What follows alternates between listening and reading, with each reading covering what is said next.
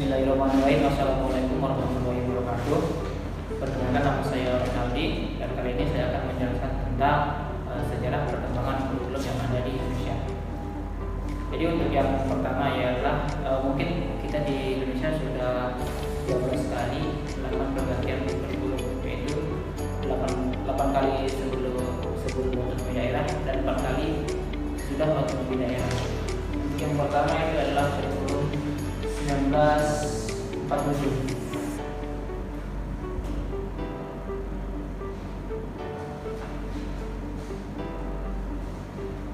Kurikulum 1947 ini merupakan kurikulum pertama kali yang digunakan oleh negara Republik Indonesia. Ini merupakan kurikulum yang digunakan pada pendidikan pertama Indonesia. Bisa dikatakan di sini istilah ini bisa dikatakan plan atau dalam bahasa Belanda artinya rencana pembelajaran. Bisa dikatakan bahwa kurikulum 1947 ini adalah rencana pembelajaran. Pada waktu masih zaman kemerdekaan, karena bisa dikatakan kurikulum 1947 ini adalah kurikulum hanya meneruskan dari kurikulum yang sebelumnya, karena waktu zaman kemerdekaan ini, zaman 1947 ini, dunia pendidikan itu masih dipengaruhi oleh kolonial Jepang dan Belanda. Jadi sehingga kurikulum ini mungkin bisa dikatakan sebagai meneruskan yang telah dibuat oleh koloni Jepang atau Belanda, tapi dengan asas pendidikan Pancasila. Jadi tujuan dari kurikulum ini ialah sebagai untuk membentuk karakter manusia yang baru. Itu kurikulum pertama. Kurikulum yang kedua adalah kurikulum 1964. Ini kurikulum 1964 ini adalah perubahan ataupun pengembangan dari kurikulum yang sebelumnya, yaitu rencana pembelajaran juga. Tapi di sini ada kata tambahan baru, yaitu rencana pembelajaran sekolah dasar 1964. Jadi pada kurikulum ini pemerintah mengharapkan setidaknya warga negara Indonesia setidak-tidaknya mendapatkan pendidikan minimal sekolah dasar. Jadi mungkin kebanyakan orang tua kita dulu itu cuma sampai sekolah dasar, karena pemerintah mengharapkan kurikulum 1964 ini pemerintah mengharapkan kurikulumnya mengharapkan warga negaranya bisa sekolah sampai serendah-rendahnya di sekolah dasar. Untuk mata pelajaran dari kurikulum 1964 ini ya, ada 5 kelompok bidang studi. Itu pertama moral, kecerdasan, emosional, keterampilan dan jasmani. Untuk kurikulum yang selanjutnya itu 1968. Itu kurikulum yang ketiga. Kurikulum ini adalah pengembangan dari kurikulum yang sebelumnya, itu 1964. Kurikulum ini diciptakan dari kurikulum Orde Lama.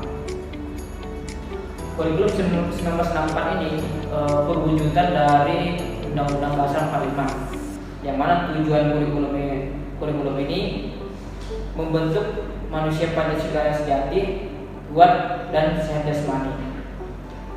Yang seterusnya ada kurikulum 1973, atau bisa dikatakan proyek perintis sekolah pembangunan. Jadi kurikulum 19 ini lebih difokuskan tentang proyek ataupun laboratorium dari sekolah tersebut.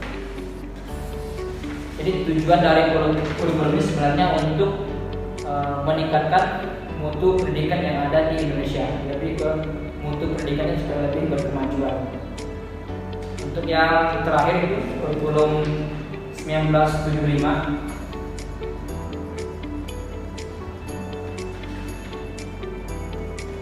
Itu kurikulumnya itu tujuannya agar pendidikan di Indonesia itu lebih efektif dan efisien gitu. Jadi di sini pada kurikulum ini guru itu harus menjabarkan PPSI. PPSI artinya adalah prosedur pembangunan sistem instruksional. Jadi ada satu pelajaran yang lebih rinci. Mungkin hanya itu yang mau saya sampaikan. Sekian, terima kasih. Assalamualaikum warahmatullahi wabarakatuh. Perkenalkan, nama saya Muhammad Yusuf Mahendra. Di sini saya akan sedikit menjelaskan tentang KBK. Sebenarnya apa sih KBK itu? KBK adalah singkatan dari kurikulum berbasis kompetensi. Kurikulum ini diterapkan untuk memperbaiki mutu pendidikan di Indonesia dengan memfokuskan pada pengembangan kompetensi siswa, yaitu kemampuan-kemampuan yang harus dimiliki oleh siswa untuk dapat menghadapi tuntutan kehidupan di masa depan. KBK berbeda dengan kurikulum sebelumnya yang bersifat content based yang memfokuskan pada materi dan fakta. Dalam KBK, materi-materi yang diajarkan dengan cara yang lebih terintegrasi dan berfokus pada penguasaan kompetensi-kompetensi tertentu. KBK juga memperhatikan keberagaman siswa dan memperkuat hubungan antara sekolah dan dunia kerja. KBK terdiri dari beberapa komponen seperti standar kompetensi, pembelajaran, penilaian, dan pengembangan bahan ajar. Standar kompetensi adalah kemampuan yang harus dimiliki oleh siswa pada tingkat pendidikan tertentu. Kompetensi dasar adalah kemampuan khusus yang harus dikuasai siswa dalam setiap standar kompetensi. Sedangkan pembelajaran dalam KBK diarahkan pada pengembangan kompetensi siswa dan penilaian difokuskan pada pengukuran keberhasilan siswa dalam mengembangkan kompetensi-kompetensi tersebut. Tujuan dari kurikulum berbasis kompetensi atau KBK adalah untuk meningkatkan mutu pendidikan di Indonesia dengan mengembangkan kemampuan-kemampuan yang dibutuhkan oleh siswa dalam kehidupan sehari-hari, baik secara akademik maupun non-akademik. Berikut adalah beberapa kelebihan dan kekurangan dari kurikulum berbasis kompetensi.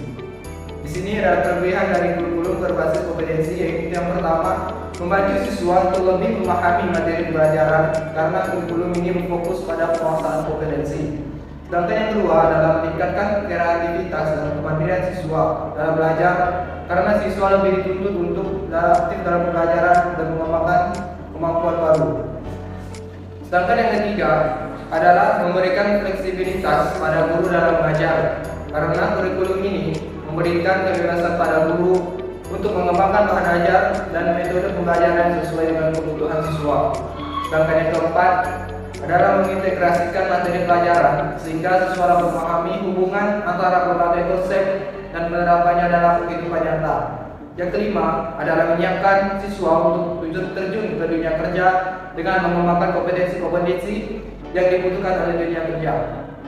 Sedangkan kekurangan dari kurikulum berbasis kompetensi, yang pertama itu dalam penerapannya masih banyak kurangnya sarana dan prasarana yang memadai untuk mendukung KBK, seperti kurangnya tenaga pengajar yang terlatih dan kurangnya bahan ajar yang sesuai. Sedangkan yang kedua, yaitu penerapan KBK membutuhkan biaya yang besar karena memerlukan pengembangan bahan ajar yang luas dan dukungan teknologi yang memadai. Sedangkan yang ketiga, yaitu kurangnya pemahaman dan dukungan dari masyarakat, terutama orang tua siswa karena masih kurang paham tentang KBK dan belum merasakan manfaatnya secara langsung. Yang keempat adalah memerlukan waktu dan usaha yang lebih besar dari guru untuk mengembangkan bahan ajar yang sesuai dengan KBK, karena perlu melakukan pengembangan dan penyesuaian bahan ajar secara terus-menerus sesuai dengan perkembangan kebutuhan siswa dan dunia kerja. Berikut ini adalah beberapa ciri-ciri dari kurikulum berbasis kompetensi. Seperti yang pertama, yaitu fokus pada pengembangan kompetensi. KBK dirancang untuk memperkuat kemampuan siswa dalam mengembangkan kompetensi-kompetensi tertentu. KBK memberikan pengajaran yang lebih terintegrasi dan berfokus pada penugasan penguasaan kompetensi yang dibutuhkan oleh siswa dalam kehidupan nyata. Sedangkan yang kedua, mengintegrasikan pendekatan pembelajaran. KBK memampukan seperti pendekatan pembelajaran seperti berbasis proyek, pembelajaran berbasis masalah, dan pembelajaran kooperatif. Dalam KBK, pembelajaran diarahkan pengembangan kompetensi siswa dan memperhatikan keberagaman siswa. Sedangkan yang ketiga adalah menerapkan penilaian yang berbasis kompetensi. KBK mengukur keberhasilan siswa dalam mengembangkan kompetensi-kompetensi tertentu, bukan hanya sebatas menghafal materi pelajaran. KBK menekankan pada penilaian yang lebih holistik dan komprehensif terhadap kemampuan siswa yang menguasai kompetensi-kompetensi yang diajarkan. Sedangkan yang keempat, memperhatikan perkembangan siswa secara holistik. KBK tidak hanya memperhatikan perkembangan akademik siswa, tapi juga memperhatikan perkembangan sosial, emosional, dan spiritual siswa. Yang kelima adalah mengintegrasikan dunia kerja. KBK menyiapkan siswa untuk siap terjun ke dunia kerja dengan mengembangkan kompetensi-kompetensi yang dibutuhkan oleh dunia kerja. KBK juga memperkuat hubungan antara sekolah dan dunia kerja melalui program magang atau kerjasama dengan perusahaan. Sedangkan yang keenam yaitu mendorong perkembangan kreativitas. KBK mendorong siswa untuk lebih kreatif dan mandiri dalam belajar. Dalam KBK, siswa lebih dituntut untuk aktif dalam pembelajaran dan mengembangkan kemampuan baru. Mungkin itu saja dapat saya sampaikan. Kurang lebihnya saya mohon maaf. Terima kasih atas perhatiannya. Perkenalkan, nama saya Dea Nur Hajmi. Baiklah, saya akan menjelaskan tentang KTSP. KTSP disusun dan dikembangkan berdasarkan Undang-Undang Nomor 20 Tahun 2003 tentang Sistem Pendidikan Nasional pada pasal 36 ayat 1 dan 2, yaitu yang berbunyi: yang pertama, pengembangan kurikulum dilakukan dengan mengacu pada standar nasional pendidikan untuk mewujudkan tujuan pendidikan nasional. Kemudian yang kedua ada kurikulum pada semua jenjang dan jenis pendidikan dikembangkan dengan prinsip diverifikasi sesuai dengan satuan pendidikan, potensi daerah, dan peserta didik. Ada beberapa hal yang perlu dipahami dalam kaitannya dengan kurikulum tingkat satuan pendidikan, yaitu KTSP. Adalah sebagai berikut. KTSP dikembangkan sesuai dengan kondisi satuan pendidikan, potensi dan karakter daerah, serta sosial budaya masyarakat setempat peserta didik. Kemudian, sekolah dan komite sekolah mengembangkan kurikulum tingkat satuan pendidikan dan silabusnya berdasarkan kerangka dasar kurikulum dan standar kompetensi lulusan di bawah supervisi nasional, supervisi Dinas Pendidikan Kabupaten atau Kota dan Departemen Agama yang bertanggung jawab di bidang pendidikan. Kurikulum tingkat satuan pendidikan untuk setiap program studi di perguruan tinggi dikembangkan dan ditetapkan oleh masing-masing pada standar nasional pendidikan. Nah, KTSP ini adalah satu ide tentang pengembangan kurikulum yang diletakkan pada posisi yang paling dekat dengan pembelajaran, yaitu sekolah dan satuan pendidikan. Pada sistem KTSP, sekolah memiliki full authority and responsibility dalam menetapkan kurikulum dan pembelajaran sesuai dengan misi dan tujuan sekolah tersebut. Tujuan KTSP yaitu meningkatkan mutu pendidikan melalui kemandirian dan inisiatif sekolah dalam pengembangan kurikulum, pengelola dan pemberdayaan sumber daya yang tersedia, kemudian meningkatkan kepedulian warga sekolah dan masyarakat dalam pengembangan kurikulum melalui pengembalian keputusan bersama. Kemudian meningkatkan kompetensi yang sehat antara satuan pendidikan yang akan dicapai. Kelebihan dan kekurangan dari KTSP yaitu mendorong terwujudnya otonomi sekolah dalam penyelenggaraan pendidikan.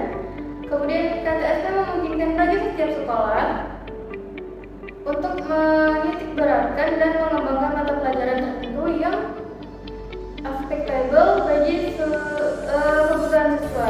Kekurangannya yaitu kurangnya SDM yang diharapkan mampu menjabarkan KTSP pada kebanyakan satuan pendidikan yang ada. Masih banyak guru yang belum memahami KTSP secara komprehensif, baiknya konsep, penyusunan maupun praktiknya di lapangan. Sekian penjelasan saya tentang KTSP. Baik, perkenalkan, nama saya Beni Oktaviati. Saya akan menjelaskan tentang kurikulum 2013. Kurikulum 2013 merupakan kurikulum yang baru diterapkan pada tahun 2013 atau pada tahun 2014. Kurikulum 2013 ini merupakan pengembangan dari kurikulum KBK dan KTSP. Hanya saja titik tekan pada kurikulum 2013 ini adanya peningkatan hard skill dan soft skill yang meliputi aspek sikap, keterampilan, dan pengetahuan. Adapun tujuan dari kurikulum 2013 yaitu meningkatkan mutu pendidikan dengan menyeimbangkan hard skill dan soft skill melalui keterampilan sikap, pengetahuan, dan keterampilan. Yang kedua, membentuk dan meningkatkan sumber daya manusia yang produktif, kreatif, dan inovatif. Yang ketiga, meringankan tenaga pendidik dalam menyampaikan materi. Adapun prinsip pengembangan kurikulum 2013: 1. Peningkatan iman, takwa, dan akhlak mulia. Yang kedua, kebutuhan kompetensi masa depan. Yang ketiga, tuntutan dunia kerja. Adapun landasan pengembangan kurikulum 2013 yaitu yang pertama, aspek filosofis. Aspek filosofis adalah landasan penyusun kurikulum yang didasarkan pada kerangka berpikir dan hakikat pendidikan. Yang kedua ada aspek yudiris. Aspek ini merupakan landasan yang digunakan sebagai payung hukum dan penyusun dalam pengembangan kurikulum.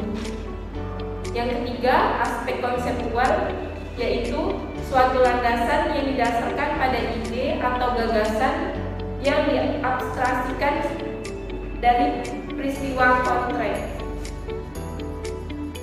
Dalam kurikulum 2013, standar kompetensi lulusan SKL untuk masing-masing jenjang dibagi menjadi 3 bagian. Yang pertama ada sikap, yang kedua ada keterampilan,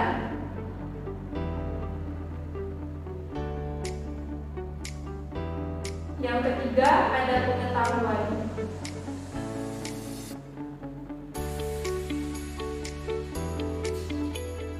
Jadi di dalam K13, 3 aspek ini merupakan standar kompetensi kelulusan baik di tingkat SD, SMP maupun SMA. 3 aspek ini sangat penting dalam kurikulum 2013. Dan pada kurikulum 2013, struktur kurikulum sedikit ada perubahan bila dibandingkan dengan KTSP, yaitu perubahannya terletak pada bentuk mata pelajaran serta akumulasi waktu belajar yang dibebankan kepada peserta didik. Di dalam kurikulum 2013, guru hanya menjadi fasilitator, sehingga siswalah yang berperan aktif dalam kegiatan belajar mengajar.